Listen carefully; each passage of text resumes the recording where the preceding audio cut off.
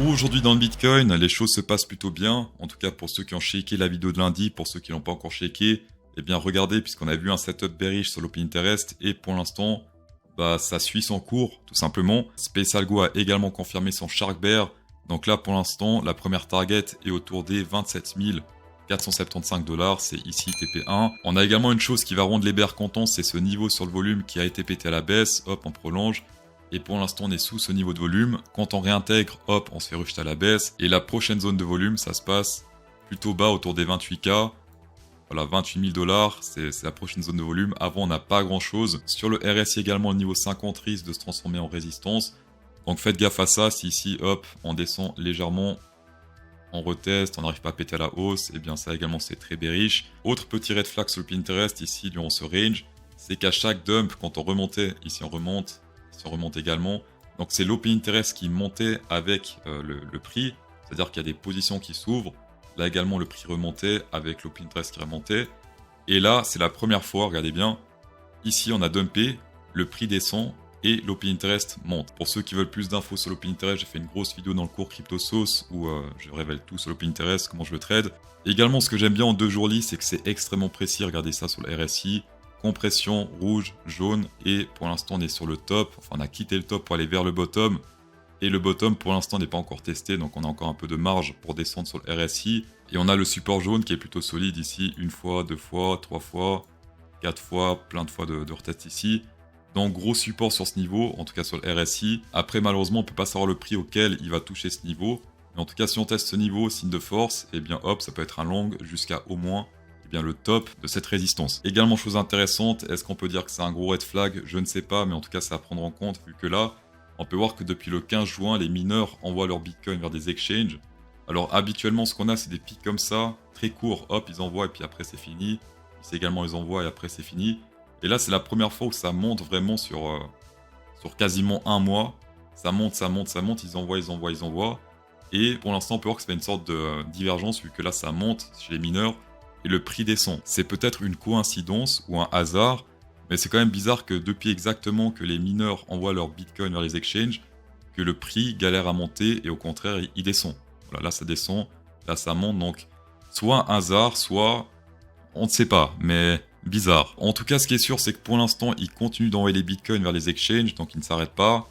Ce qu'on aimerait pour retrouver un équilibre, on va dire, c'est que ça baisse, tout simplement. On va passer en fort Hour Candle, regardez ce gros pic de volume qu'on a ici à droite, c'est assez extraordinaire, et c'est justement sur ça que j'avais fait mon pari lors de ma sélection naturelle, j'avais parié qu'on allait péter ce truc à la hausse, parce que si ce truc allait être pété à la hausse, avec une clôture, eh bien, to the moon. Et mon erreur, c'était d'avoir spéculé trop tôt sur cette cassure à la hausse, ce que j'aurais dû faire, c'était soit attendre un rebond, etc.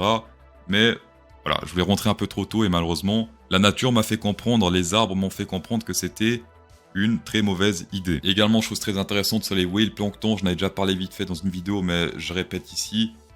J'ai vu qu'il y a pas mal de whales qui transforment leurs gros ordres en petits ordres de 100 000, 150 000 environ. C'est des gars qui ont des millions et ils transforment leurs ordres de vente ou d'achat en ordres de 150 000 et ils se font passer pour des dauphins, donc les violets. C'est quelque chose qu'on a vu dans le chat Telegram CryptoSauce, je sais malheureusement plus qui c'était, mais si tu vois cette vidéo, n'hésite pas à dire que c'est toi. Ma version des faits, c'est que les marrons, donc les whales, sont un leurre depuis pas mal de temps. Des fois ça marche, mais ça marche de moins en moins bien.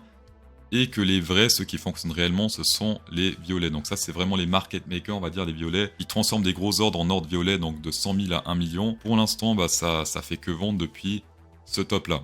On peut le voir ici sur les violets. Pour ceux qui veulent trader le Shark Bear Space Algo, alors je pense que maintenant le risque ratio récompense n'est plus trop intéressant. Je pense que c'est mieux de faire du scalping jusqu'à ce que les targets soient atteintes. En description, vous avez jusqu'à 43 500 $ à recevoir, 20 $ minimum et 30 000 $ sur Bybit avec 20% de rabais sur les frais, 8 000 sur BitGet, également sur BingX et sur Binance. Tapez dedans. On va passer sur le Ethereum. Les choses se passent beaucoup mieux sur le Ethereum puisque notre target a été atteint de notre short. On est rentré ici quand ça pétait le centre, reteste ici 2 fois, 1 fois, 2 fois. Ensuite, short jusqu'au bottom de ce range. Ici, on voit mieux si on vire les EMA, voilà. Sur les EMA, on est toujours en tendance totalement haussière entre les EMA 20 et niveau 50. Sauf que, attention, alors oui, pour ceux qui veulent longuer ça, pourquoi pas, mais faites gaffe puisque le Bitcoin est, selon moi, un peu en danger sur du court, voire du moyen terme. Et si le Bitcoin se pète la gueule, en général, le Ethereum suit, d'accord? Même si le setup est bullish, c'est un peu risqué d'être bullish sur du Ethereum.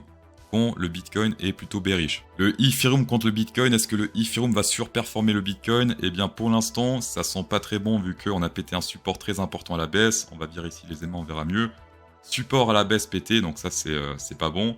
Et on peut voir également qu'il y a un énorme trou de volume gigantesque. Alors on peut pas dire en prix parce que ça veut rien dire ces prix. Mais en pourcentage, ça fait environ 80%, donc pas très bon. Alors personnellement, ce que j'attends si j'ai envie de convertir Bitcoin en Ethereum, c'est surtout sur le RSI, c'est une résistance cachée qu'on voit pas forcément ici sur l'action price, même si théoriquement on pourrait transformer cette résistance en fake dump, en fake out. Donc ce que j'attends ici sur le RSI, c'est hop, un pétage de cette résistance à la hausse. Dans ce cas, oui, pour moi, je vais convertir des bitcoins en Ethereum. Péter cette résistance à la hausse, pourquoi pas, mais pour moi, la vraie confirmation se passe sur le RSI. Et pour l'instant, c'est pas encore le cas. Donc, le CryptoSauce garde ses bitcoins au chaud, pour l'instant. On va passer sur le gold, l'or qui se passe très bien. Également un trade qu'on a pris ici sur le bottom, puisqu'on avait pas mal de support dans cette zone, et depuis, on se fait éjecter à la hausse. La première target Space Algo, ça se passe ici autour des 2009 $, pour l'instant il n'y est pas encore. Alors attention, Space Algo, des fois ce qui peut se passer c'est hop, on descend, on se rapproche du stop loss mais on teste pas, et après on teste à la hausse, on fait une sorte de W avant d'atteindre les targets. Pour ceux qui préfèrent trader ça avec du Fibonacci, vous pouvez également faire ça avec le Fibonacci. Première target 0,382, on est pile poil dessus, la deuxième target 0,58 pour l'instant pas atteint. Première target Space Algo également.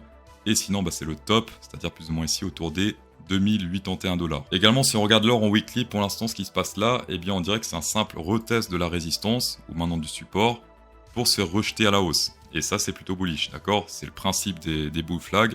On pète à la hausse, retest pour aller toujours plus haut. Après, pour ceux qui ont de l'argent rapide, bonne chance parce que c'est un trade en semaine-ly. Et en plus de ça, l'or est moins volatile que le Bitcoin, en tout cas en pourcentage. Dans tous les cas, merci d'avoir checké cette vidéo, c'est toujours un plaisir. Insérez un pouce bleu dans cette vidéo pour incrémenter encore plus le plaisir.